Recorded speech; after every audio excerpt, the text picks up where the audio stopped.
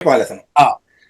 ራሱ የብልጽግና ፕሮፓጋንዳ ነው። ይሄ እንደው ሌሎች ከሚሉት በእኛም በአማራው ትግል ውስጥ ያሉ ሰዎች እንኳን ይሄ እንዴት ምናምን የሚሉ ሰዎች የዛ የፕሮፓጋንዳ ስልት አስፈጻሚዎች እስከመሆን የደረሰ ብዬ ነው እንደውም ወስደው ጽምዶ ጥምረት ትብብር ማለት ነው በሁለቱ ኃይሎች መካከል ነው እንጂ ፋኖን የጨመረም አይደለም። ፋኖ አላቀውም ብሏል። አው ግን ችግሩ ምን መሰለ እኔ እንደተረዳሁት እዚህ ላይ ያንዳርጋቸው እጅ ነው ችግር የፈጠረው። አየህ አፋብን ለሁሉም ክፍት ነው። ይሄ ማንክደው ነገር ነው። ይሄ ትግል ለሁሉም ክፍት በመሆኑ አንዳርጋቸውም በተወሰነ ደረጃ እጅን ሰድጃለሁ ባይነው እንደፈለገ ይናገራል። ሆዳሞች ናቸው፣ ሰላዮች ነበሩ፣ ካዲዎች ናቸው ምናም ተብሎ ነው። ግን እነሱ ያመጡት ክስ አለ። አሁን እነሱ ሲከሱኝ እኔን አይደለም ብዬ በይፋ ማስቀመጥ መቻል ነበረብኝ። ይሄ መግለጫ ብዙ አንድምታዎችን ብዙ የፖለቲካ ትንታኔዎችንና ፍረጃዎችን ያስከተለና ሰው ወይም የተለያዩ ቡድኖች የጠላቱን ካምፕ ጨምሮ በሚፈልጉት መንገድ የመመንዘርና ለራሳቸው የፖለቲካዊ ግብ እንዲያመች አድርጎ የመተርጎም ሁኔታ ይቻላል። ቅድም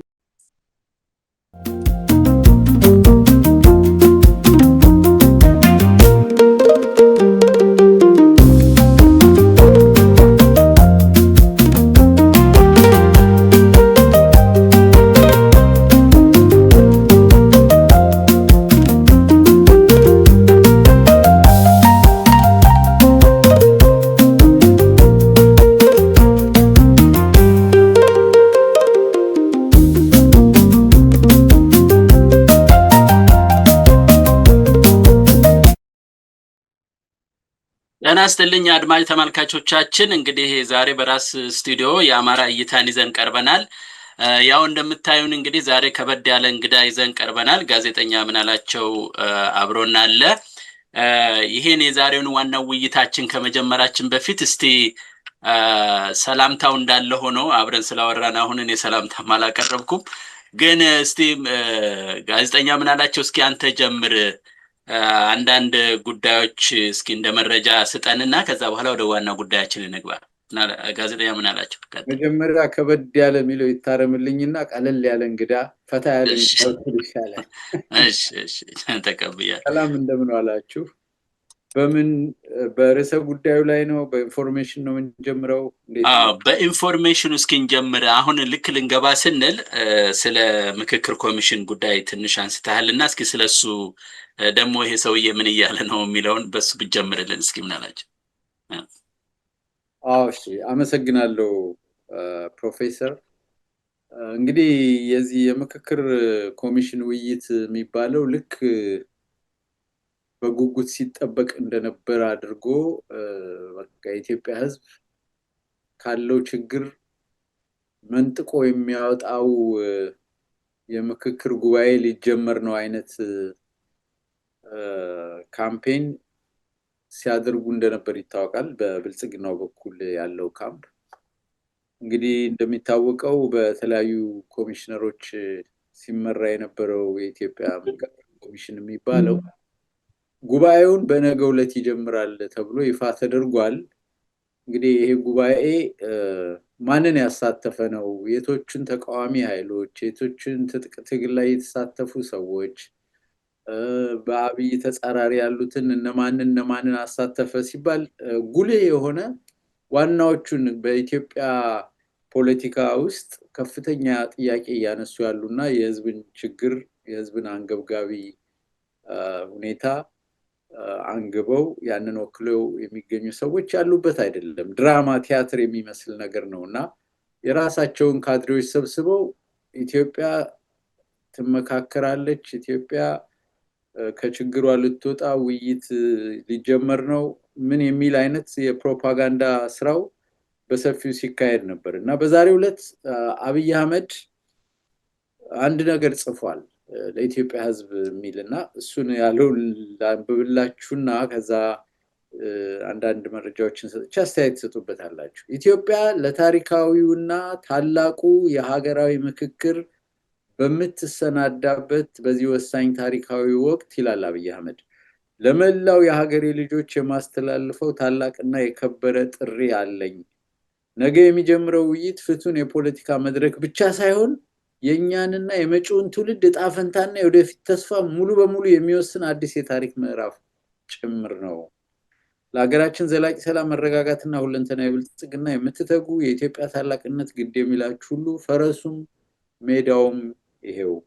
ትናንትና አባቶቻችንና እናቶቻችን በአድዋ ለሀገር ነፃነት ሉዓላዊነትና ለክብር ሲሉ በደማቸውና በአጥንታቸው እንደተዋደቁላት ሁሉ ዛሬም ኢትዮጵያ የታሪክ አደራ የሚሸከሙ የቁርጥ ቀን ልጆቿን ትፈልጋለች። ሆኖም ዛሬ ሀገራችን የምትሻው ጠመንጃ ያነገቡ ሳይሆን በሀሳብ ብስለት፣ በእውነት፣ በእውቀትና በጽናት ታጥቀው የተሰናዱ የሰላም ታጋዮችን ነው። እኛም ዛሬም እንደ ትናንቱ በታላቅ የድል ዋዜማ ላይ እንገኛለን። ምክንያቱም የኢትዮጵያና ሕዝቦቿ ማሸነፍ አይቀሬ ነው ይላል። በመጨረሻም በሰለጠነ ንግግር በሰላማዊትና ሀገራዊ መግባባት የገጠሙን ፈተናዎች ሙሉ በሙሉ አልፈን ወደ ብልጽግና በጋራ እንሻገራለን። ያው ያቺ ብልጽግና መጨረሻ ላይ ያለች መፍትሄዋ ብልጽግና ናት። እንግዲህ ዶክተር ሰለሞን እንደ አጭር ነገር አስተያየት ሰጥቼ ለማጠቃለል ምክክር፣ ውይይት፣ ችግሮችን በሰላም መፍታት ከመርህ አንጻር ችግር ያለው ነገር አይደለም። ይሄ የሰለጠነ መንገድ ነው። ለዚህ ብንታደል ኑሮ ይህንን ዲስኩር አሁን የሚያሰማውን ሰውዬ ራሱ በተግባር ይሄን ለማድረግ የተዘጋጀ ሰው ቢሆን ኑሮ እሰየው ብሎ ማንም የሚቀበለው ነገር የለም። በፋክት ደረጃ በመርህ ደረጃ ውይይት፣ ምክክር፣ ነገሮችን በሰላማዊ መፍታት የሰለጠነ ማንም ቢሆን ጠመንጃን ፈልጎት የሚይዘው ፈልጎት የሚተኩሰው ነገር እንዳልሆነ መታወቅ ይኖርበታል። እና እውነት ለሰላም ቢሆን ኑሮ በትክክል ሪፕሬዘንቴሽን ይኖረው ነበረ። ከታጠቁ ኃይሎች አንድም ሰው የለበት። የፖለቲካ ትግል ከሚያካሄዱና አብይን ክሪቲካሊ ከሚተቹ ሰዎች መካከል ይሄ ነው የሚባል እከሌ የሚባል ሰው በዚህ ተሳትፎ ውስጥ የለም። ከተለያየ የገጠር አካባቢዎች የራሳቸውን ካድሬዎች ሰብስበው በአበል፣ በትራንስፖርት፣ በአውሮፕላን ሁሉም እንዲገቡ ተደርጎ ማለት ነው። ከኢትዮጵያ አጠቃላይ ጂኦግራፊያዊ አቀማመጥ አንጻር የአማራ ክልል የጦርነት ቦታ ነው፣ ትግራይ የጦርነት ቦታ ነው፣ ከፊል ኦሮሚያ የጦርነት ቦታ ነው።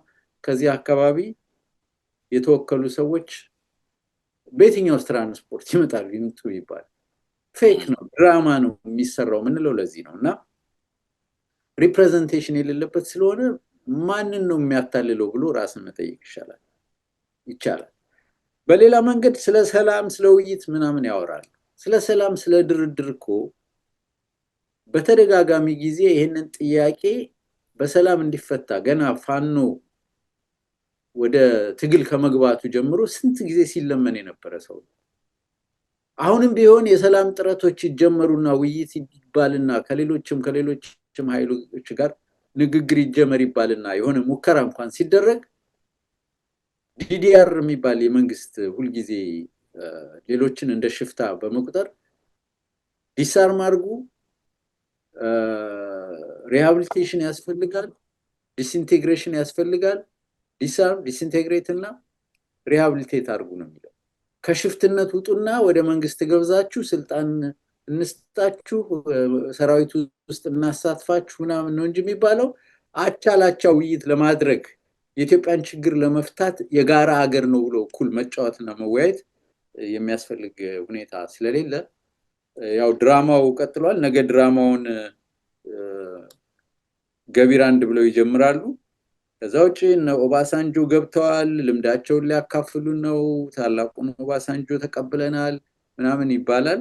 አንዷ ኮሚሽነር ዛሬ ለቃለች። ከዛ በፊት ከነበሩ ኮሚሽነሮች ለቀው 8 ደርሰዋል። አንድ እንግዲህ የሚቀረው መስፍናሪያ ነው። መስፍናሪያ ደግሞ በትልቅነቱ የሚታወቅ ሰው አሁን አሳፋሪ የታሪክ ድራማ ውስጥ ራሱን ተሳታፊ አድርጎ ይኸው እስከ መጨረሻው ድረስ የድራማው አካል ሆኖ እዚህ ደርሷል። እንግዲህ እናንተ ደግሞ አስተያየት ስጡበት ዶክተር ሰለሞን። በጣም እናመሰግናለን። እንግዲህ ምን አላቸው እስቲ እያንዳንዳችን እንደተባለው አንዳንድ የተወሰነች ጠረጠር ያለ አስተያየት እንስጥ። እያሱ ጀምራል። እንግዲህ እዚህ የውይይት መድረክ ነው ምናምን ብሎ የከፈተው አብይ እንግዲህ በኢትዮጵያ ውስጥ አንዱ ትልቅ የውይይት መድረክ መሆን ያለበት የህዝብ ተወካዮች ምክር ቤት ነው፣ ፓርላማው ነው። ፓርላማው በኢትዮጵያ ጉዳይ ላይ ቁጭ ብሎ መወያየት፣ መነጋገር፣ ሀሳብ ማቅረብ፣ ያንን ሀሳብ ቻሌንጅ ማድረግ የመሳሰሉትን ማድረግ ያለበት ነገር ነው።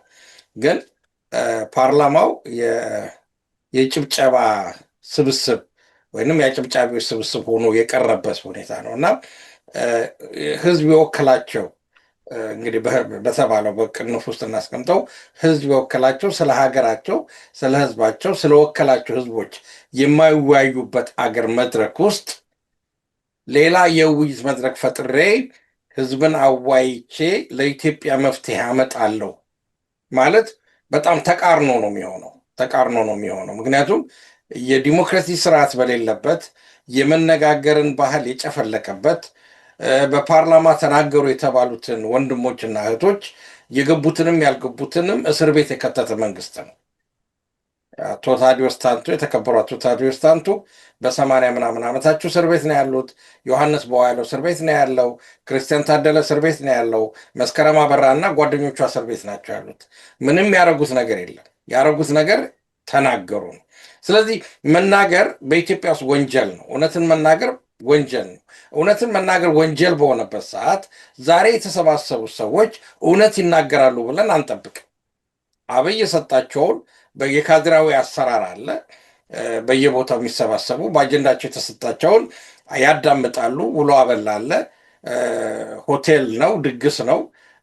ያንን አጨብጭበው ይተላለፉና አገር ሰላም ሆነች ብሎ ተረት ተረት ያወራልና በዚህ ሁኔታ ቅድም ምናላቸው የጠቀሳቸው ነገሮች አሉ። የጸጥታ ሁኔታ በተለይ በትግራይ፣ በአማራ፣ በኦሮሚያ ምንም ሰላም በሌለበት ሌሎችም ኃይሎች በቅጡ ያልተሳተፉበት የፖለቲካ እንትን የእምቧይ ካብ አይነት ነገር ነው እና ከዚህ ከጥቅሙ ጉዳቱ ያመዘነ ትርጉም የሌለው አብይ ህዝብን ለማታለል ራሱን ለማታለል የሚጠቀምበት ነው። እኔ ማዝነው ምንድን ነው ግን ብዙ ጊዜ የምለው የኢትዮጵያ ህዝብ አብዛኛው አውቆታል። አብይን የሚታለል አይደለም። በትክክል የተገነዘበው ነው ይመስለኛል። ማንም ሰው በኢትዮጵያ ውስጥ የሚታለል አይደለም እና በዚህ አጋጣሚ አንድ ነገር የአብይን ንግግር እስቲ ፈልጋችሁ በጽሁፍ ካለ ስጡኝ ብዬ አዲስ አበባ ሰዎች ጽፌ ነበር እና አይ ማን ከቁም ነገር ይቆጥረዋል ብለህ ነው? ማንም እኮ ይጋ የለም የሚል መልስ ነው የተሰጠኝ እና የአንድ ጠቅላይ ሚኒስትር ርዕሰ ብሔር ንግግር የፖሊሲን አቅጣጫ የወደፊቱን ያለፈውን ወደፊቱ የሚሆነውን ሁሉ የሚያሳይ ሆኖ ሰው ቁም ነገር የማይልበት ነው እንኳን እንደዚህ አይነት ጉባኤ እና ስለዚህ አብይ ይህንን ለድራማ የሚጠበቅበት ነው። ሌላው ደግሞ እኔ ወሳንጆ ምናምን ከናይጄሪያ የመሳሰሉት ስልህ ነው የራስ ሀገር ኮንቲኔንት ስለሆነ እንትን ይባል እንጂ ደሞስ ኮራፕት የሆነ መንግስት ያለበት ስልህ የነዳጅ ሀብት ሁሉ ባለበት ሀገር ላይ የመብራት ኤሌክትሪክ እንኳን አገልግሎት በቅጡ የሌላቸው ጥቂት ሀብታሞች ብር ሀገሩን የሚዘርፉት ሀገር ላይ ከነሱ ተሞክሮና ምክር አገኛለሁ ብሎ የነሱን የምንድን ነው የአይጥ ምስክሯ ድንቢጥ አይነት ነገር በማምጣቱ የሚያመጣው ነገር የለም። ግን ምንድን ነው ብዙ የዓለም አቀፍ አንዳንድ ያው የውጭ ሀገር ሲናገር ብዙ የሚያሳስት ነገሮች ይፈጥራል፣ ድራማ ይፈጥራል ለውጩም ዓለም። ግን የተማረው ክፍል ያወቀው ክፍል አብይን ስለሚያውቀው የአብይን ትርክት ማንም አይቀበለውም። የውጩም የውስጡም የማይቀበለው ነገር አለና የፕሮፓጋንዳ መሳሪያ ነው። ዞሮ ዞሮ ግባቱም መጥፎ ይሆናል ብዬ ነው የምገምተው። እሺ፣ አመሰግናለሁ። ሁሉንም ጨርሳችሁታል። ግን ያው እኔ እንደው እንትን ያለኝ ምንድን ነው ስታነበው ምን አላቸው እሱ ጻፈ ያለውን ስሰማ ለኢትዮጵያ ሕዝብ ጥሪ ያደርጋሉ ሲል እንደው አለማፈሩ ብቻ ሳይሆን የት ያውቀዋል? የኢትዮጵያን ሕዝብ የት ያውቀዋል? እሱ የሚገለውን ሕዝብ ነው? በድሮን የሚጨፈጭፈውን ነው? የቱን ነው? ከዛ ይልቅ የራሴ አገልጋዮች የሚላቸውን በስም ጠቅሶ ቢጠራ ይሻለው ነበር። ሆነ ለመናገር አንድም ብዙ ጊዜ ተብሏል። እንኳን እሱ የገደላቸው ቀርቶ የሆነ እንኳን ሀገራችን ውስጥ አንድ አደጋ እንኳን ሲፈጠር ለሀገሩ ህዝብ አገሩ እንኳን ማለት አልችልም ለሚመራው ህዝብ እንኳን አንድም ቀን ጸጸቱን ወይም ደግሞ እንደው ኮንዶላንስ ያለ አይደለም አዘኛለሁ የሚል እንኳን መልእክት ያላስተላለፈ ሰው አሁን ተነስቶ የኢትዮጵያ እኔ አንዳንድ ጊዜ አንድም ከችሎታውም ጋር ይሄዳል። ምክንያቱም ሌላ ነገር መጠቀም አለበት። ተመሳሳይ ነገር ይዞ መምጣት የለበትም። ከዚህ በፊት በወያኔ ችግር ምክንያት እሱ ባሳለፈው ከፍተኛ አይነት በደል ይሄ ሰውዬ መጥቶ ኢትዮጵያ ሲል ትንሾችም ቢሆን እኛንም ቢሆን አታለው ነበር፣ አብዛኞቹን እኔን ጨምሮ ማለት ነው። አሁን ግን እንደዛ አይነት ነገር አይሰራም፣ በፍጹም አይሰራም። እና ዝም ብሎ ከዛ ይልቅ እኔ እንደው በአጠር ለማድረግና ወደ ጉዳያችን ለመግባት ከሱ ይልቅ እኔ አማራው ይምከር ነው የምለው። እኔ በአሁኑ ሰዓት ያለኝ አስተሳሰብ ይሄ ብቻ ነው። አማራው እየተጨፈጨፈ ያለው ህልውናው እንዲጠፋ ይሄን ሀገር የመሰረተው ከሀገሩ እንዲወገድ የሚደረገው የአማራ ህዝብ ይምከር። ከዛ የአማራ ህዝብ ሌላውን ህዝብ ይጠራል ብዬ ነው ማምነው። ከዛ አንጻር ነው እንጂ እኛ የአብይን ጥሪ ቀርቶ ምኑንም አሁን ልክ እያሱ እንደጠቀሰው ነው ማንም የሱን ነገር ከጉዳይ የሚጥፈውም የለም። እንኳን የሀገር ውስጥ የውጮቹም ቢሆን ምንም የሰለቻቸው ጉዳይ ነው። ስለዚህ ምንም ያመጣው ነገር የለም። ያው እንደተባለው እቺው አንድ ቀን ሁለት ቀን እየገፋ የሚኖራትን የስልጣን ጉዳይ በሱ ደግሞ አጀንዳ ተወሰነች ነገር ሰጥቶ ህዝቡ ደግሞ እዛ ኮሚሽን ምናምን እያለ እንደዚሁ ይህንን ሲያወራ እንዲኖር ለማድረግ የፈጠረው ካልሆነ በስተቀር ምንም ሌላ ምንም ጥቅም የለውም። ስለዚህ እኔ በዚህ ነው የማየው።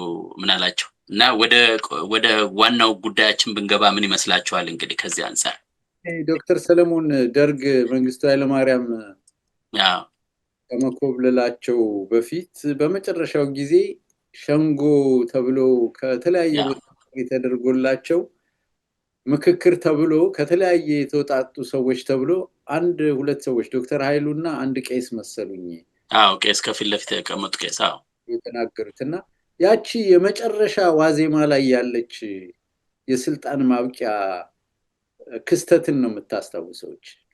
አብይ የመጨረሻ የስልጣን እድሜው ማጠሪያ ሁኔታ ላይ ሲደርስ ነው ይሄ የመጨረሻ እንደው አውጡኝ አድኑኝ አይነት ይመስላልና የማያዋጣ ነገር ስለሆነ ይሄንን በዚሁ እንለፈውና ወደ ጉዳያችን እንለፍልክ። በጣም አመሰግናለሁ። እንደውም በዚህ አጋጣሚ ጓደኞቹም ሆነ አገልጋዮቹ ምናልባት እንደነዛ እንደ ኃይሉና እንደ ዶክተር ኃይሉና እንደ ቄስ አይነት አንድ ሰው ቢፈጠር ጥሩ ነው፣ ይገላግለናል። በዛ መንገድ የሚሄድ ከሆነ ማለት ነው። ኦኬ እስቲ ወደ ጉዳያችን ንግባ፣ ወደ ዛሬው ጉዳያችንና ያው ርዕሱ ላይ እንደምናየው አድማጭ ተመልካቾቻችን በአፋብን የሚመራው የአማራ የህልውና ትግል ነው የሚለው። ይህን የህልውና ትግል ያው ያለንበት ነው፣ የምናየው ጉዳይ ነው፣ በየቀኑ የምንከታተለው ነው። ከዛ አንፃር ግን ከዚህም ከዛም አንዳንድ ጊዜ የሚመጡ ጉዳዮች አሉ። በተለይ ሰሞኑን ስልታዊ ትብብር እየተባለ ወይም ስትራቴጂያዊ እንኳን ማለት ይከብዳል፣ ብቻ ያው ቃሉ በአማርኛው ስልታዊ ቢባል ይሻላል ከሚለው አንፃር ነው። ስልታዊ የሆነ ትብብር ያስፈልጋል በሚል አፋብን የሚያካሄደው ጉዳይ አለ። ከዛ ደግሞ ሰው የሚያይበት የተለያየ ስጋት ጉዳዮች አሉ።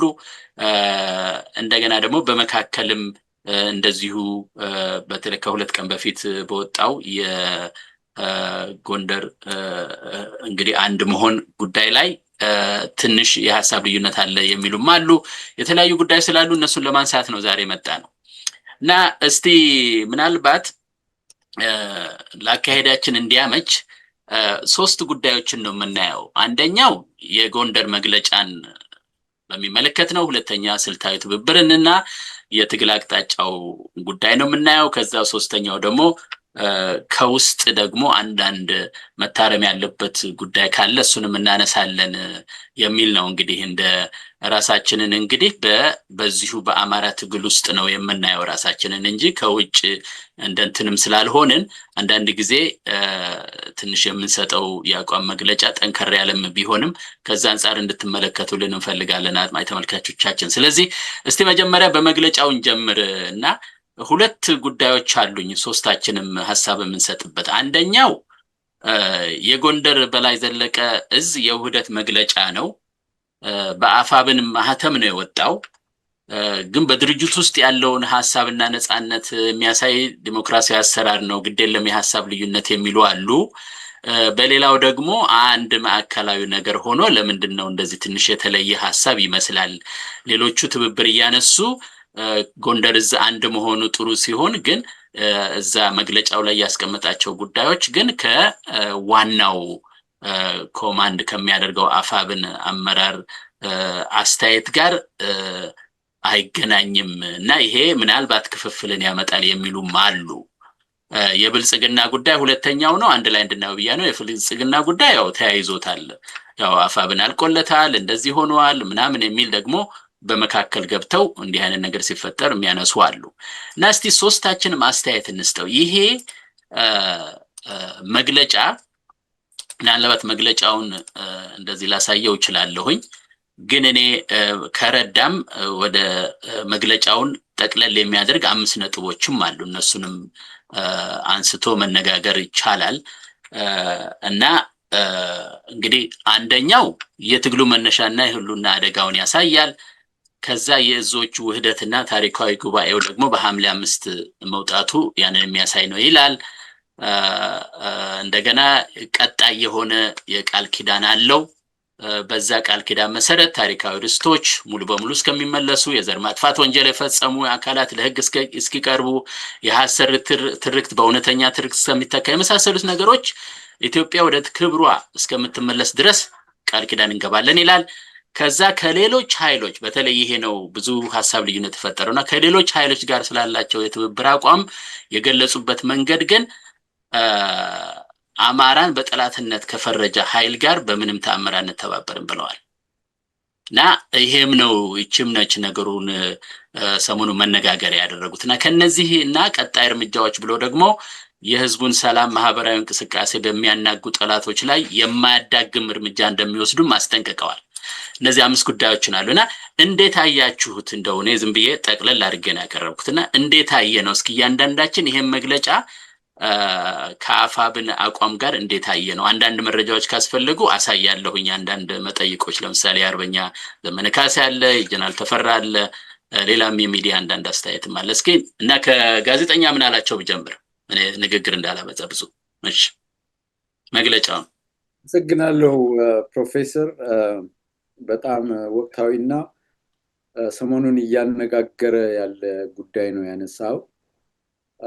ይሄ መግለጫ ብዙ አንድምታዎችን ብዙ የፖለቲካ ትንታኔዎችን እና ፍረጃዎችን ያስከተለና ሰው ወይም የተለያዩ ቡድኖች የጠላቱን ካምፕ ጨምሮ በሚፈልጉት መንገድ የመመንዘርና ለራሳቸው የፖለቲካዊ ግብ እንዲያመች አድርጎ የመተርጎም ሁኔታ ይቻላል። ቅድም አንተም ስትጠቅሰው እንደነበረው ማለት ነው።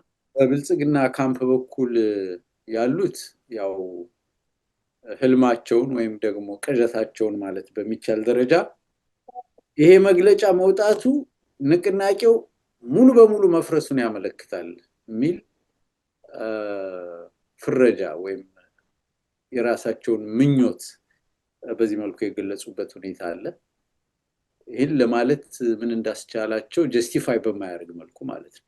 አንድ ነገር ፈርሷል ካልክ ለመፍረሱ ይሄ አንድ ሲምፕል መግለጫ ምክንያት ተደርጎ ብቻ ሲቀመጥ በጣም ያሳዝናል። እንደዚህ አይነት በተለይ በሰውን ማኒፑሌት በማድረግ አቋማቢስ የሆኑ አንዱ ቦታ ላይ ረግተው የማይታወቁ ኢንቴግሪቲ የሌላቸው እንደ ጥቅማቸውና እንደ አየሩ ጸባይ የሚነፍሱ ሰዎች የሚያስተጋቡት እና የሚደልቁት ከበሮ ነው። ይሄ ሁልጊዜ የተለመደና ከነሱ የማይጠበቅ ስለሆነ ይሄን ነገር ዝም ብሎ ማለፍ ይቻላል። በሌላ መልኩ ደግሞ ይሄን ነገር ከዲሞክራሲያዊነት አንፃር የአማራ ብሔራዊ ንቅናቄ ከሌሎች በተለይ ከአራቱም ክፍለ ግዛቶች የተወጣጣ ንቅናቄ ከመሆኑ አንፃር በተለያየ መንገድ መግለጫ ሊያወጡ ይችላሉ። የአሳምነው ህዝም፣ የበላይ ዘለቀም፣ የቴዎድሮስም፣ የምኒልክ ህዝም በተለያየ ጊዜ የራሳቸው አደረጃጀትና እዝ ስላላቸው እንደ ክፍለ ጦር እንደ እዝ እንደዚህ አይነት መግለጫዎች ሲያወጡ ይታያል። እንደዚህ አይነት መግለጫዎች ሲያወጡ ከአማራ ህዝብ ትግልና ከአማራ ህዝብ የህልውና ንቅናቄ አንፃር የትግሉን ሁኔታ በራሳቸው አደረጃጀትና ሁኔታ ደግሞ ሐሳባቸውን ይገልጻሉና ከዛ አኳያ የንቅናቄውን ወይም ደግሞ የጋራ ብለው የፈጠሩትን የአምብሬላውን የፖለቲካ አካሄድ ወይም ስትራቴጂ ታክቲክ ምናምን በተመለከተ ማብራሪያ ይሰጣሉ። ስለዚህ ከንቅናቄው ጋራ የሚጋጭ የማይጋጭ ወይም የሚጻረር ተብሎ ሊፈረጅ እንዲችል ለማድረግ መወያየት ያስፈልጋል። ልክ እንደዚህ አሁን እኛ እንደምናደርገው አይነት እስቲ ምን አላቸው እንግባበት እስቲ ሁላችንም እስቲ ኢያሱን ግባ። አሁን ምን አላቸው በአገላለጽ መሰረት እነዚህ የራሳቸው አወቃቀር ስላላቸው መብታቸው ነው ዲሞክራቲካሊ ይቻላል እንዲህ አይነት ጉዳይ አለ። ሌላ ደግሞ ኮማንድ አለ እና ይሄ ነገር በእርግጥ ኦቶኖመስ ናቸው ማለት ነው። እንደዛ ነው አወቃቀሩ። እንዴት ነው የተረዳ ነው እኛ? ከዛ በፊት ግን ጭብጡ ላይ አንድ ሐሳብ ብሰጥ ደስ እሺ ስጥ እስኪ ጭብጡ ላይ ጭብጡ ላይ ምንድነው የምሰጠው አስተያየት ቅድም አንተ ስትጠቅሰው ነበር። ይሄ መግለጫ የአማራ ፋኖ ህዝባዊ ንቅናቄ ካለው የታክቲክም የስትራቴጂም የፖለቲካም አስተያየት አንፃር እኔ ተጻራሪ ነው ወይም ተቃራኒ መግለጫ አውጥተዋል ብዬ እኔ አላስብም። እኔ በተረዳው ምክንያቱም የአማራ ፋኖ ህዝባዊ ንቅናቄ አማራን ጠላት ነው ብሎ ከሚፈርጅ ኃይል ጋራ ትብብር እያደረገ አይደለም፣ ወይም ደግሞ ጠላት ነው ብሎ በይፋ ካወጀ ኃይል ጋራ ወደፊትም ቢመጣ ወደኋላም ብትሄድ የአማራን ህዝብ ጠላት ነው እያለ ከእንደዚህ አይነት ኃይል ጋር ትብብር የሚያደርግ ንቅናቄ የለም። ይሄ በግልጽ እኮ በአቋም ለአማራ ህዝብ ህልውና የሚታገል ኃይል የአማራን ህዝብ ጠላት ነው ከሚል ጋራ ተባብሮ በራሱ ላይ አጌንስት የራስን ሰልፍ ዲስትራክሽን ውስጥ ይገባል የሚል እምነት የለም። እንዲህ አይነትም አቋም የለም። የአማራን ህዝብ ጠላት ብሎ የኢትዮጵያን አንድነት የሚጻረሩ የተባለውም ነገር ከንቅናቄው ጋር ምንድነው? የኢትዮጵያን አንድነት የአማራ ፋኖ ህዝባዊ ንቅናቄ ያምንበታል። ምንም የሚያወላዳ ነገር አይደለም። በሌላም በመልኩ ህገ መንግስቱን የህወሓት ኢህአዴግ ወይም የኦህዴድ ኢህአዴግን ህገ መንግስቴ ነው ብሎ የማይቀበል ወይም ህገ መንግስቱ ያው ችግር ስላለበት የአማራ ህዝብም ለህልውናው ሲታገል የህገ መንግስት ጥያቄዎች ስላሉበት ይሄን ህገ መንግስት እንደ አማራ ህዝብ ህገ መንግስት ስለማይቆጠር ይሄ ህገ መንግስት እስከ መጨረሻው ድረስ ካልኖረ ሞቴን ሞት ያድርገው ከሚል ኃይል ጋር እየተባበረ ነው ብሎ ለማለት ምንድነው ኤቪደንስ? አሁን ይሄን የሚሉበት ዋና ምክንያት ምንድነው? ህወሓትን ነው። ሌላ ነገር እኮ አይደለም። እዛ ጋር ህወሓት በስም ስላልተጠቀሰ ከህወሓት ጋር መስራት እንዲህ አይነት ችግር ያመጣል ነው። ግን መግለጫው ህወሓትን ብሎ በይፋ በስም ጠቅሶ ከዚህ ኃይል ጋር አንሰራም አይደለም ያለው። ህወሓት አሁን እንደ ህወሓት ትላንትና ኢትዮጵያን ሲገዛ የነበረው ህወሓት በአሁኑ ጊዜ ምን ቦታ ላይ ነው ያለው? የት ነው ያለው ብለህ ስታስብ ፍርክርኩ የወጣና ነኮ በተለያየ መንገድ የተለያየ አንጃ ተፈጥሮ እርስ በርስ የሚናኮሩ እርስ በርስ ችግር ያለባቸው ከተለያየ ቦታ ራሳቸውን መድበው እርስ በርስ እየተፋጁ ያሉ ናቸው። እሺ ሁለተኛው ላይ እንመጣበታለን። ይኸውልህ ምን አላቸው እሱ ላይ አሁን አለ መግለጫ የሰጡትን እሱን አሰምተን እንሰራለን አንሰራም የሚለውን ነገር እሱን እናያለን ከንግግራቸው። አሁን መጀመሪያ ላይ ግን ይሄ መግለጫውን በተመለከተ ላይ ብቻ ተኩረን አንተ አሁን እንደገለጽከው የሚያጋጨው ነገር የለም ስለዚህ ተገቢ ነው የሚለውን ወስጀልሃለሁ እና ያንን ይዘን እኛ ደግሞ የምንሰጠውን በኢያሱና በኔ እንቀጥልና ከዛ ወደ ሁለተኛው ክፍል እመጣልሃለሁ እንደገና ማለት ነው። እሺ እስኪ ኢያሱ ምን ትላለህ በመግለጫው ላይ? ምንም ችግር የለውም ያው ዲሞክራሲያዊ አሰራር ስለሆነ አያስቸግርም ነው ወይም ደግሞ መግለጫውስ ላይ ያለውስ ነገር የተጠቀሰውም ቢሆን ብዙም ችግር አያመጣም ነው ከዋናው አሰራር ጋር እንዴት ታየዋለህ? ጥሩ። በመጀመሪያ ደረጃ ምናላቸው መጀመሪያ በሰጠው አስተያየት ላይ በአንድ ኢንዶርስ አድርጓለሁ ወይንም ደግሞ እናበባለሁ ከሱ ጋር በተለይ ያገዛዙ አፈቀላጤዎቹ ሆኑ ኃይሎች እንዲህ አይነት አጋጣሚዎችን ይጠቀማሉ። የአማራ ፋኖ አለቀለት፣ ደከመ፣ ተፈራረሰ፣ ተናደ፣ ይሄውና ድሮም የምንለው ነገር ነው የሚሉት ነገር አለ እና እነዚህ የአብይ ጡረተኞች በውጭ ሀገር ሆነው የተቀመጡ ጡረተኞች ልበላቸው እንዲህ አይነት ነገር ከማስተጋባት ወደ ኋላ አይሉም እና በሱ እስማማለሁ፣ ሙሉ በሙሉ እስማማለሁ። ምክንያቱም ያለው ትግል ነው። ትግል ውስጥ ደግሞ ሀሳቦች ይነሳሉ፣ ሀሳቦች ይንሸራሸራሉ፣ የሀሳብ ልዩነቶች ይመጣሉ። ያንን ትግሉ እያጠራው ይሄዳል የሚል እምነት ነው ያለን። ትግሉ ዛሬ እዚህ ደረጃ የደረሰው ደግሞ ዝም ብሎ እንሹሩሩ ተብሎ በአንቀልባ ታዝሎ አይደለም። ዛሬ የደረሰበት ደረጃ ብዙ መስዋዕትነት የተከፈለበት ነው። ብዙ ውስብስብ የሆኑ ነገሮች የታለፈበት ነው። ወደፊትም ያልፋል። ስለዚህ ከዛ አንጻር የምናላቸውን አስተያየት እደግፈዋለሁ። ከምናላቸው ጋር ግን እንትን ማለት ማማው ይሄ ውስጣዊ ዲሞክራሲ የሚለው አነጋገር ነው እና እንግዲህ አሁን ምንድን ነው በአንድ ድርጅት ውስጥ ውስጣዊ ዲሞክራሲ መኖር አግባብነት ያለው ነው፣ በመርህ ደረጃ መቀመጥ ያለበት ነው። ነገር ግን መግለጫው የወጣው ያለ ምክንያት አይደለም። ትንሽ ወደ ኋላ ስንሄድ ብንመለከተው ይሄ ዳመናው እየዳመነ መጨረሻ ላይ የዘነበበት ሁኔታ ነው የነበረው እና ከጅምሩ ጀምሮ የነበሩ ኢሹዎች አሉ። ብዙ አልሄድበትም እዛ ላይ። ነገር ግን ይሄ የተጠራቀመ ውጤት ነው። አሁን እዚህ ላይ ሁለት አይነት ደብር ነው የተፈጠረው። ደብር ብየዋለሁ። ስኩል ኦፍ ቶት የሚለውን ለመተካት ነው ደብር ብየዋለሁ። አንደኛው ደብር ምንድን ነው የሚለው እኛ አሁን ባለንበት ሁኔታ የህልውና ትግሉ ጫፍ ላይ ደርሷል። የህልውናውን ትግሉን ልናሸንፍ የምንችለው በኢትዮጵያ ውስጥ ያሉትን ኃይሎች በሙሉ በማሰባሰብ በጋራ በመስራት ነው የሚል አቋም የያዘ አመራር አለ። በዚህም አቋሙ መሰረት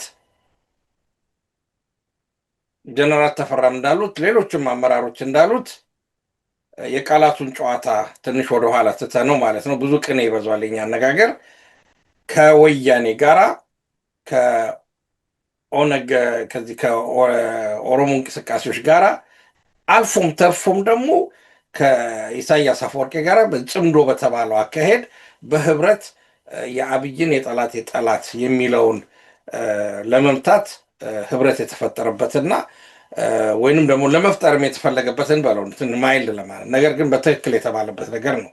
ለምሳሌ ጀነራል በኋላ የጀነራል ንግግር ታመጣዋለና እሳቸው የተናገሩት ነገር ምንድን ነው?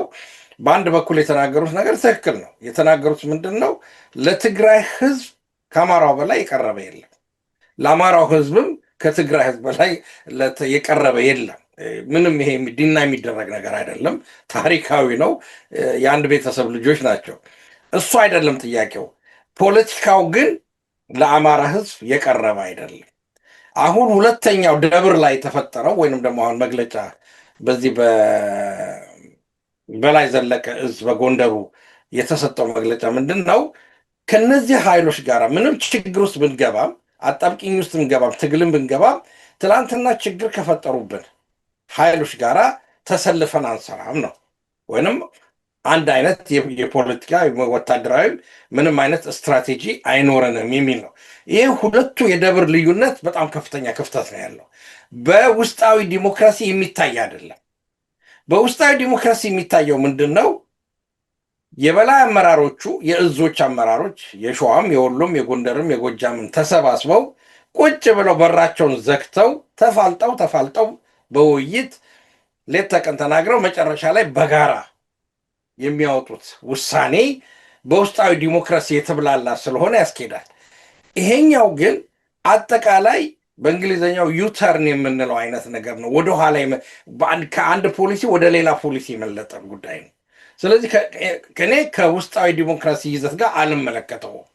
በፖለቲካው አንጻር ሁለት የፖለቲካ ኃይሎች የነበሩ የፖለቲካ ኃይሎች በማካከላቸው የፖለቲካ ልዩነት ወይንም ያመለካከት ወይንም ያካሄድ ልዩነት፣ ለምሳሌ ያካሄድ ልዩነት ነው የምለው ምክንያቱም ሁለቱም ዓላማቸው አንድ ነው። በዚህ ላይ መጠራጠር የለብንም። ዶክተር ሰለሞን ይቅርታ ይደረግልኝና በደረገው የአማራ ፋኖ ህዝባዊ ንቅናቄ ካለው አቋም በተለየ መንገድ ዩተርን አድርጓል ለማለት ይሄን መጀመሪያ የአማራ ፋኖ ህዝባዊ ንቅናቄ የትኛው መግለጫ ላይ የትኛው ቦታ ላይ ነው የኢትዮጵያን አንድነት ከሚጻረሩ ህገ መንግስቱን ይከበርልን ከሚሉ ወይም የአማራ ህዝብ ጠላቴ ነው ከሚሉ ኃይሎች ጋራ በጋራ እየሰራሁ ነው ጥምረት ፈጥሬያለሁና ከነዚህ ኃይሎች ጋር አብሬ አብይን ለመጣል እየተንቀሳቀስኩ ነው ብሎ የትኛው ቦታ ላይ ነው መግለጫ የሰጠው? የትኛው? ይሄንን ክሊር ፖይንት እንያዝ። በኋላ እንደ ሪቨርስ ልናየው እንችላለን። አይ ጥሩ ምን አላቸው እንግዲህ አሁን በዚህ ላይ ወይም ግምት ከስራ እስኪ የትኛው መግለጫ ላይ ነው ዘመነ ነው ያለው መሪ? በኋላ ላይ ታመጣዋለህ ዶክተር ሰለሞን። አሁን አመጣዋለሁኝ። አሁን መግለጫው ላይ እንግዲህ ራሱ ኢን ፕሪንሲፕል ያለውን ብቻ ላይ እንነጋገርና ከዛ ወደ ዋናው ወደዛ እንመጣለን።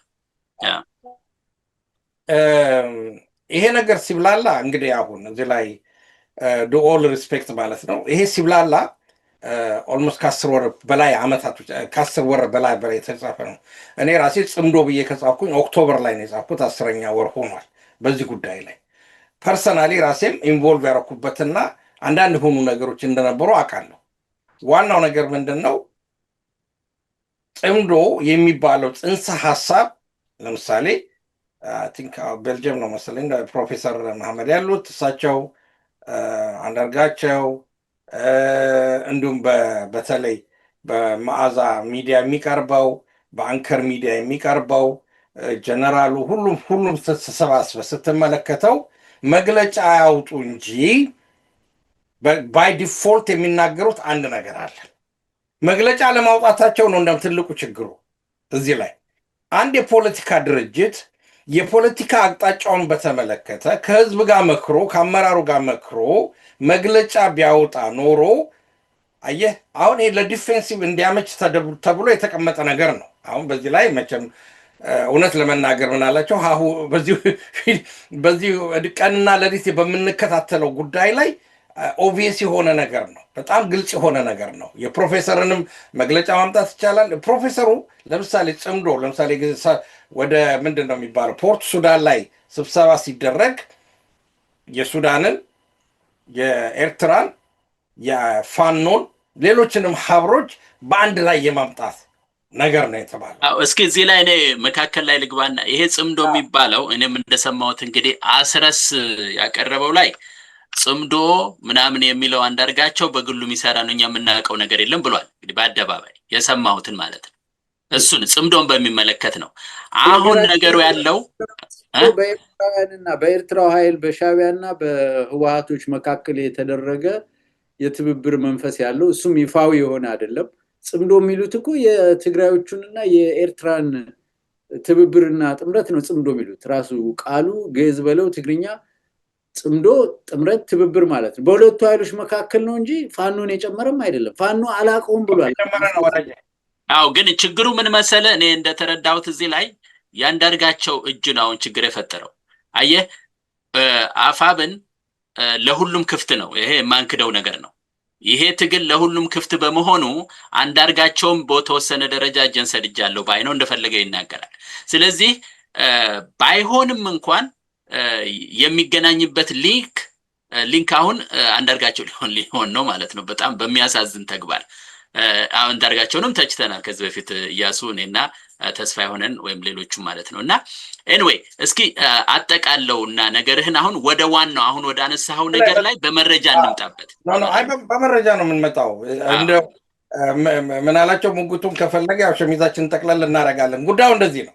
ምንድነው ይሄ የጽምዶ ጉዳይ ሲነሳ አሁን ለምሳሌ እንደ ፖለቲካ ድርጅት እንደ አፋብን በስተጀርባው ወይም በአደባባይ የሚነገር ነገር ነው። ይሄ በሚነሳበት ሰዓት ልክ አሁን እንደወጣው መግለጫ ከሊቀመንበሩ ከዘመነ ካሴ ወይም ከህዝብ ግንኙነቱ ከፖለቲካም ክፍል ኃላፊም ከኢንተርናሽናል ግንኙነቱም ክፍል ኃላፊ እኛ በዚህ ጽምዶ በሚባልበት ነገር ውስጥ የለንበትም። ምክንያቱም ይሄ ስለሆነ ነው። ብንኖርበት እንኳን ምንኖርበት ምክንያት ደግሞ ይሄ ነው ብለው ይፋዊ መግለጫ መስጠት ነበረባቸው። ይሄ የፖለቲካ ግልንች ነው ወይንም ስህተት ነው ብዬ ነው እኔ በግል የምገምተው። ምክንያቱም አፋብን የሚያክል ትልቅ እንቅስቃሴ በዚህ ጉዳይ ላይ በአደባባይ ስሙ በተደጋጋሚ ሲጠራ መጨረሻ ላይ እንዲያውም በቅርብ ጊዜ ጀነራል ተፈራ መጥቶ የተናገሩት ነገር ብላክ ኤንድ ዋይት ነው የተቀመጠው። አሁን እኔ ይሄ ስትራቴጂ የህዝብ ግንኙነቱ አይሰጠውም እንደ ያሱ እዚህ ላይ አስረስ እኮ ተናግሯል። አስረስ አያገባንም የለንበትም ካለ አይቆጠርም እንዳፋብን ለውይይት ነገር ልጨምርለት እዚህ ነገር ውስጥ ብንኖርበትና እንደዚህ አይነት ትብብር ውስጥ ብንኖር ኑሮ ከህዝባችን ጋር ተማክረን በይፋ ለህዝብ የምናሳውቅበት ሁኔታ ይኖራል እንጂ ዝም ብሎ የሚደረግ ነገር የለም ይላል እኮ መግለጫው። አሁን ከዚህ በለጠ ማብራሪያ ምንድነው የምትፈልገው? ከህዝብ ጋር ተማክራለን እንደዚህ ነገር ከገባን እስካሁን ግን የለንበትም ነው ያለው። አሁን ቀጥል ተረፍ እንዳናረገው ጨርስ እያሱ ናቸው ምን አለ መሰለህ አሁን በየጊዜው የሚወጡ በየጊዜው በሚዲያ እየወጡ የሚነገሩ ነገሮች አሉ። ያ ኦፊሻላዊ መግለጫ አይደለም። ኦፊሻላዊ መግለጫ በትክክለኛ መሆን ያለበት በዘመነ ካሴ የተፈረመ ወይንም ደግሞ በህዝብ ግንኙነቱ የተፈረመ በሰነድ የተሰነደ ቀንና ቁጥር ያለው ሰነድ ወጥቶ በዚህ ጉዳይ ላይ አቋማችን ይሄ ነው ብሎ መናገር ነበረባቸው። ይሄን ስህተት አድቫይዘራቸው ቦርድ ነው አርጉ ምለው ይሄን ነው እንጂ ኢንዲቪጁዋሊ አንዱን ከአንዱ ጋር ኮንትራዲክት የሚያደርግ ትርክት በየሚዲያው እየወጡ ሲናገሩ ራሳቸውንም ኮንፊውዝ ያደርጋሉ፣ ተከታዮቻቸውን ኮንፊውዝ ያደርጋሉ፣ ደጋፊዎቻቸውን ኮንፊውዝ ያደርጋሉ። በእርግጥም ጠላትን ኮንፊውዝድ ሊሆን ይችላል። ነገር ግን በተደጋጋሚ እንደተነገረው ከዚህ ቀደም ለምሳሌ በዚህ ውይይት አድርገናል። ለምሳሌ ከዚህ ቀደም ሰዎች ግለሰቦች ትግሉን ጥለው ሲወጡ የተሰጣቸው ታፔላ አለ ወይንም ደግሞ ታርጋ አለ። ሆዳሞች ናቸው፣ ሰላዮች ነበሩ፣ ከሃዲዎች ናቸው ምናምን ተብሎ ነው። ግን እነሱ ያመጡት ክስ አለ። አሁን እነሱ ሲከሱኝ እኔን አይደለም ብዬ በይፋ ማስቀመጥ መቻል ነበረብኝ። አንጋፋ የሆኑ ሰዎች በአባታቸው ነው ሁልጊዜ ማስታወሰው። ሙሀባ ማን ናቸው? እሳቸው ለምሳሌ ፋንታሁን ሙሀባ ለምሳሌ አንጋፋ ሰው ናቸው። እኔ ዛሬ ይህንን ትግል አልፈልግም ብሎ ስለወጡ ብቻ ብልጽግና ናቸው፣ ሆዳም ናቸው፣ ከሃዲ ናቸው ብዬ ሌብል ላደርጋቸው አልችልም። እሳቸውም አይደለም። አርበኛ መሳፍንትም የተናገሩት ነገር አለ። ሁለት ልጆቻቸውን በበረሃ የሰው ናቸው። በበረሃ ላይ አሁንም እየታገሉ ያሉ ናቸው። እሳቸውም ተናግረዋል። ይሄ ጉዳይ እኔ ልጆች ይመዝገብልኝ፣ በታሪክ ይመዝገብልኝ፣ መዝገቡ ይመዝገብልኝ፣ የአማራ ሊቃን ይመዝገብልኝ፣ ወንድሞቼ ከበስተጀርባ እየሄዱ ይመጣሉ፣ ወደ ሱዳን ወደ መቀሌ እየሄዱ ይመጣሉ፣ እኛ የምናውቀው ነገር የለም ብለው ተናግረዋል። ይህ ሁሉ ጩኸትና አቤቱታ ሲመጣ የአፋብን አመራር ማድረግ የነበረበት ትክክለኛው መንገዱ አንደኛ ለህዝብ ጋዜጣዊ መግለጫ በጥምረት መስጠት፣ ሁሉም በአንድ ላይ። ያ ካልሆነ ደግሞ በሰነድ በተዘነደ ልክ አሁን የተሰነደው። በነገራችን ላይ ቅድም ሰለሞን ስትናገር ትንሽ እንድታረም የምፈልገው ነገር አለ። በማህተም ያልከው ነገር ማህተም አይደለም። የራሱ ይሄ የፔፐሩን መጠቀም ሎጎን መጠቀምና ማህተም ሁለቱ ይለያያል። ስለዚህ እሱ እንዲታረምልን በተሰነደ ሎጎ ነው፣ ችግር የለውም። ሎጎ የአፋብን ይገልጻል በሚል ነው። እሺ፣ ስለዚህ ያው ማንም ሰው እኔም ኮፒ አድርጌ ልጠቀምበት እችላለሁ። ስለዚህ ከእውቅና ውጭም ሊሆን ይችላል ነው የምትለው? ያ ይሄ እኮ ከስንት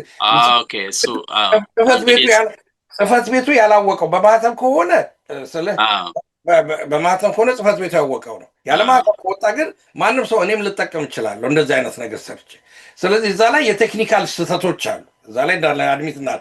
ነገር ግን ይህን ፋኖ ከጽምዶና በፋኖ መካከል ያለው ሁኔታ እኔም ለቲፒኤልኤፍ ሰዎች ሰነድ ሰንጄ የስ ህብረታችሁ ያስፈልገናል፣ እኛ የእናንተ ወንድሞች ነን፣ አንድ መቅደስ ውስጥ የጸለይ የምናመልክ ሰዎች ነን። ስለዚህ እርቅ እናድርግ። እርቅ ብቻ አይደለም፣ ታቦት አውጥተን ይቅርታን ቆይ ልጨርሰ የለን እናንተ ጨረሳችሁብኛ፣ እኔም ልናገር የለም እኔ ልጨርሰ። እኛ የበደልነው ነገር ካለ እኛ ስንል አማሮች ማለት ነው፣ አማሮች የበደልነው ነገር ካለ ዝርዝሩን ስጡንና ይቅርታ እንጠይቃችሁ። እኛ ደግሞ የምንለው ነገር አለ፣ እናንተ የበደላችሁትን ነገር አለ። ከጫካ ጀመራችሁ አማራ ገዳይ ስትሉ፣ ነፍጠኛ ስትሉ፣ ከኦሮሞ ህዝብ ጋር ስታጣሉ፣ ህገ መንግስት አውጥታችሁ ድባቅ ስትከቱን፣ ለዚህ ሁሉ ችግርና መከራ ከተታችሁን እናንተ ናችሁ። ይህንን ሪኮግናይዝ አድርጋችሁ ይቅርታ መጠየቅ አለባችሁ። ይሄ በትክክል የተናገርኩት ነው፣ ካስፈላጊ ይፋ አደርገዋለሁ። በሌላ በኩል ደግሞ የተናገርኩት ነገር ምንድን ነው? ያ ብቻ አይደለም። በአማራ ላይ ያላችሁትን ማናቸውም የግዛት ጥያቄ በሙሉ ዳምፕ ማድረግ አለባችሁ፣ መጣል አለባችሁ። ወልቃይት የለም፣ ይሄ ምን ሀሎ አስመላሽ ነው የሰለሞን ሀገር ነው ጠቅልሎ ሊወስዱ የፈለጉት። የምትሉትን ነገር ተዉ፣ ከዛ በኋላ እርቅ መስፈጽ ይችላለን። ይሄ የመጣብን ጠላት የጋራ ጠላት ነው፣ መዋጋት አለብን የሚል አቋም ሰንጄ በሰነድ የሰጠውበት ሁኔታ ነው። ነገር ግን ይሄን ሳረግ ቲፒኤልኤፍ ነች እና የመሰሪ ፖለቲካ 60 ዓመት ውስጥ የተቀናጀች ስለሆነች ሰርስራ ገብታለች። አሁን የተፈጠረው ችግር ያ ነው። ስለዚህ ጽምዶ አልተፈጠረም፣ ጽምዶ የለም። ይሄ የፖለቲካል ጨዋታቸውን እኛ በሰነድ ስላልወጣ አንቀበልም እናላቸለም። ምክንያቱም ሰርከምስታንሻል ኤቪደንሲዎቹ በትክክል አስቀምጡ። ከዚህ በኋላ የምናደርገው ፎሬንዚክ የሆነ ስተዲ ነው ማለት ነው። አንድ ነገር እሺ፣ አይ ቆይ እኔም እዚህ ጋር ልግባ። ይኸውላችሁ ይሄ ነገር ምን መሰላችሁ፣ አሁን ራሱ ጨምረህ እንድትለው ነው አስተያየት። እሺ እስቲ ኦኬ፣ አንተ የራስህን ሐሳብ ትሰጣለህ። እሺ፣ አሁን እያሱ ካነሳው ነጥብ አንፃር ማለት ነው የአማራ ፋኖ ህዝባዊ ንቅናቄ ስራ አስፈጻሚ አመራር አለ አይደለም? ጀነራል ተፈራን ጨምሮ አራት ውክልና ኖሮት እንዴት ንቅናቄው እንደተፈጠረ ሁላችንም የምንዘነጋው ነገር አይደለም። አመራር አለው፣ ስራ አስፈጻሚ አለው። ስራ አስፈጻሚ ትግሉን የሚመራበት የራሱ መርሆ፣ የራሱ አቅጣጫ፣ የራሱ የትግል ስትራቴጂ፣ ታክቲክ አለው። አሁን ምን እያደረግን እንዳለን እንደማስብ ልንገራችሁ። እዚህ ሆነን ይሄን አመራር መሬት ላይ ተጨባጭ የትግሉን ሁኔታ የሚረዳና የአማራን ህዝብ ህልውና ለማስከበር ሪል ለማድረግ መስዋዕትነት እየከፈለ ያለ ሊደርሺፕ፣ ሳቱ ውስጥ ያለ ሊደርሺፕ የአማራን ህዝብ መከራና ችግር በወጉ ተረድቶ እዛች የመጨረሻዋ መስዋዕትነት የተከፈለላት መፍትሄ ላይ ለመድረስ በምን አቅጣጫ በየት አካሄድ ምን አይነት ስትራቴጂ ታክቲክ ተጠቅሜ እንዴት እደርሳለሁ የሚለውን ነገር የሚያውቀው አመራሩ ነው። ከአመራሩ በኩል አሁን እኛ የምንፈተፍተውን አይነት ውዝግብ፣ ልዩነት ወይም ደግሞ ትርምስ ቆይ ሊጨርስ ነው እንግዲህ ይኸውላችሁ ውይይት ከሆነ እኔም ልግባበት፣ አለበለዚያ ተወያዩ እናንተ፣ እኔም ልወጣ ይሻላል። የምንፈተፍተው የምትለው ቃል አግባብ ስላልሆነች የምንፈተፍተው አይደለም፣ ሀሳቡን በሚል ገለጻ ሀሳቡን የምንወያየው ነው በጨዋ ደንብ እንጂ የምንፈተፍተው ከሆነ ምንም ዋጋ ያለ ትንሽ ኔጌቲቭ ነገር ትታረምልኝ። ቃላቱ ይታረማሉ፣ ችግር የለም። የምንወያይበት ጉዳይ ከአመራሩ አንፃር ነገሮችን መመልከት አለብን። አሁን ቅድም እያሱ ምን አለ? መግለጫ ማውጣት አለባቸው። እንደዚህ እየተባለ እንደዚህ እየተደረገ በዚህ በኩል እንደዚህ ያሉ ኤርትራ፣ ግብፅ ወይም ደግሞ የኢትዮጵያን ብሔራዊ ጥቅም ከሚጻረሩ ኃይሎች ጋር ትላንትና 60 ዓመት ሙሉ አማራ ብዙ ነገር እየተባለ ባለበት ሁኔታ በነገራችን ላይ አልጨመርከውም እንጂ ብልጽግናም እንደዚህ እያለ ነው።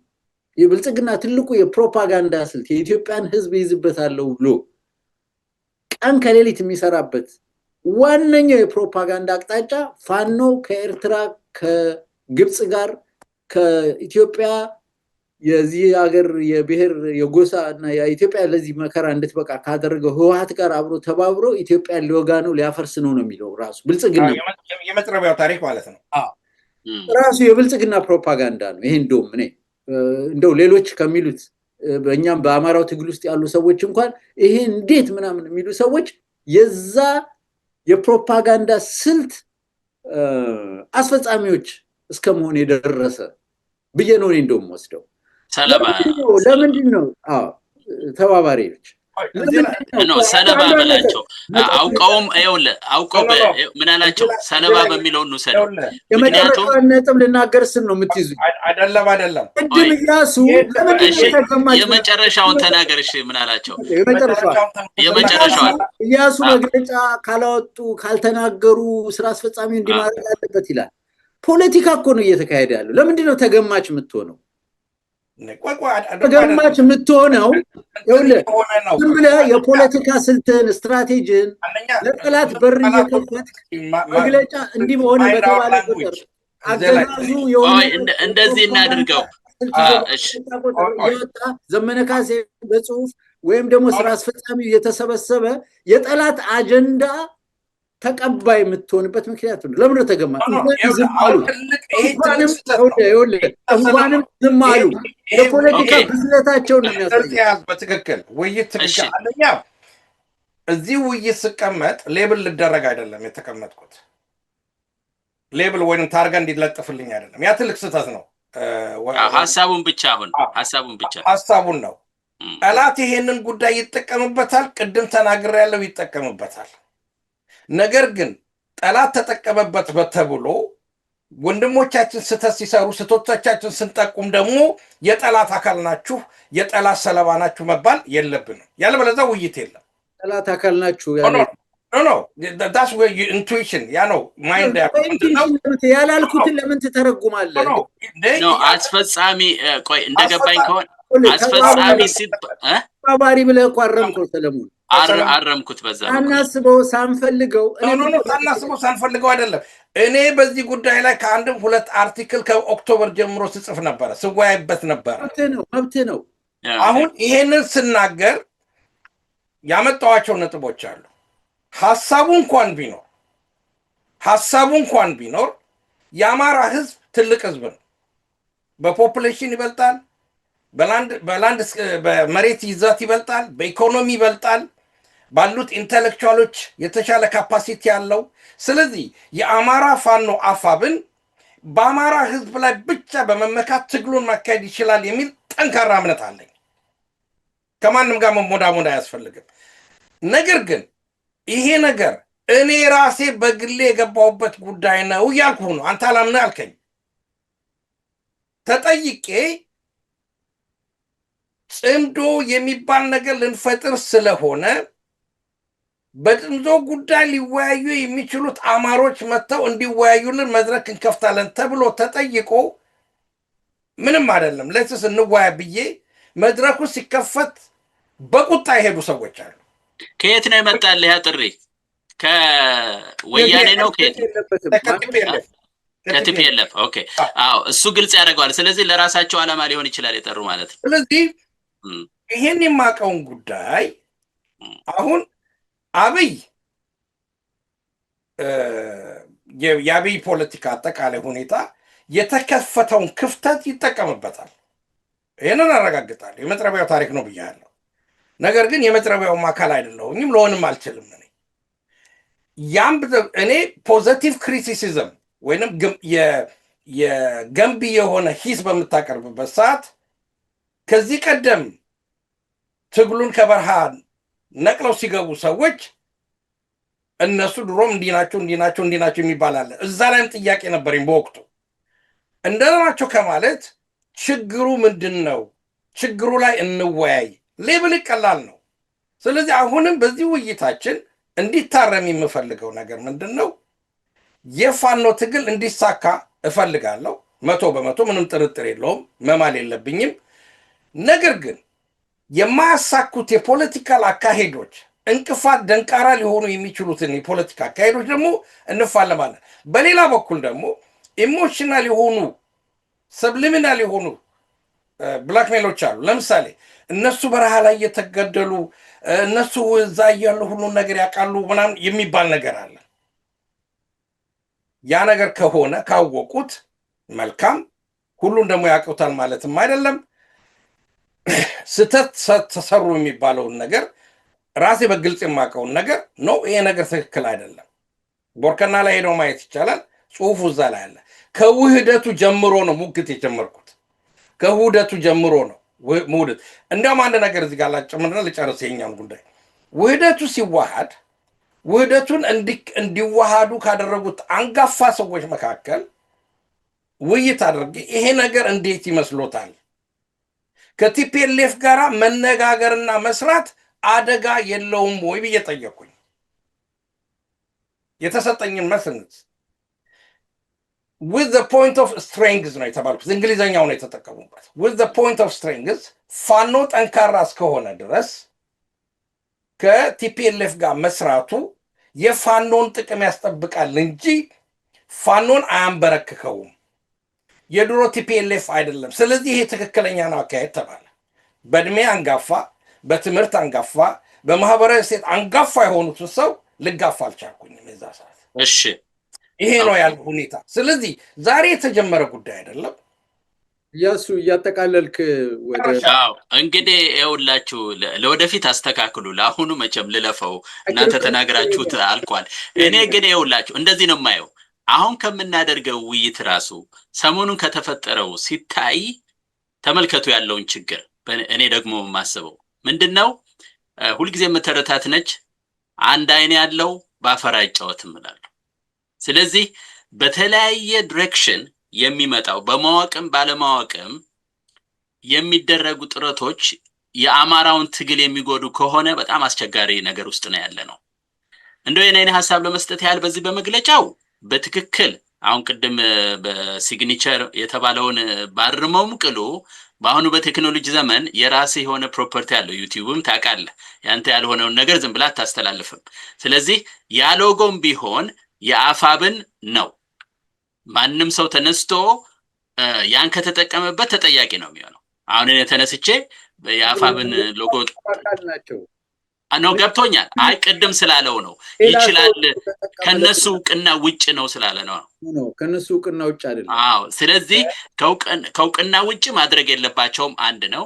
ሁለተኛ በውስጣዊ ንግግር አምናለሁ እነሱም ከበድ ያለ እንደዚህ የሚያነጋግር ነገር ሲኖር መጀመሪያ በውስጥ መምከር አለባቸው። እንደሰማሁት ሌላ ሚዲያ ላይ በዚህ ጉዳይ ላይ ይሄን መግለጫ ከማውጣታችን በፊት 20 ቀን ነው የተሰበሰብነው ብለዋል። 20 ጥያቄ አለ ሞክረዋል። የውህደትም እኮ ጥያቄ አለ። መዋሃዳቸውና ወደ አንድ መምጣታቸውን እንደ ድል መቁጠር ሲገባ እሱ እኮ ሲሆን ወደ አንድ ለመምጣት ነው እንጂ እቺ እኮ ሽራፊ አንድ አቋም ናት በዛ ትግል ውስጥ እንጂ ውህደቱን ነው የሚያሳየው ያ መግለጫ። ያ ትክክል ነው። ወደ ስኮል መጣ ነው። ውህደቱ ላይ ምንም ችግር የለንም፣ በፊትም ስንል የነበረው ነው። አሁን እኔ ምናልባት በራቸውን እንዲዘጉ በዚህ ላድርገውና ወደ ሁለተኛው ከማስረጃ ጋር ብንከራከር ጥሩ ነው። እንዲህ አይነት ነገር ክፍተት የሚፈጥር ነገር ባያደርጉ ይመረጣል። በዛም በዚህም በእርግጥ አሁን ሁላችንም እኔንም ጨምሮ የምንሰጣቸው መረጃዎች በሙሉ